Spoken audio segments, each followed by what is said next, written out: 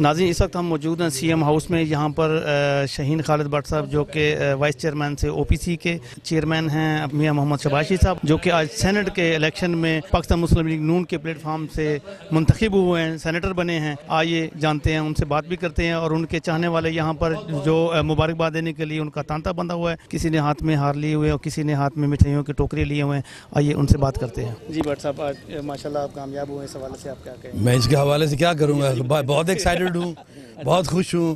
اور ظاہر ہے کہ میرے لیے جو سینٹ کی سیٹ, یہ اصل میں سمجھتا ہوں کہ جو اوورسیز پاکستانیز ہیں نا, جو 1 کروڑ کے قریب ہیں, یہ میاں صاحب نے ان کو ریکگنائز کیا آج پہلی دفعہ.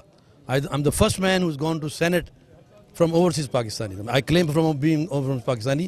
تو یہ اپنی نوعیت کا پہلا واقعہ ہے کہ کسی پارٹی نے اوورسیز پاکستانیز کو ریکگنائز کیا ہے اور ان کو سینٹ میں لے کے گئے. میں بہت خوش ہوں انشاءاللہ, اور میں دعا کرتا ہوں اللہ سے کہ اللہ مجھے صحت دے, اور جس کام کے لیے میں سلیکٹ ہوا ہوں اس کو میں پرفارم کر سکوں انشاءاللہ.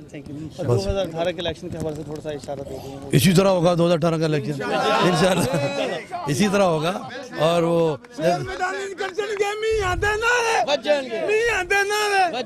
یہ کہتے ہیں ایک باری فیر شیر انشاءاللہ 2018 میں. یہ ہماری ایم این اے ہیں اپنا شکیلہ چودھری, یہ ابھی ایم این اے ہیں, انشاءاللہ دوبارہ الیکشن لڑیں گی. ڈاکٹر صاحب الیکشن لڑیں گے, اور انشاءاللہ. Thank you.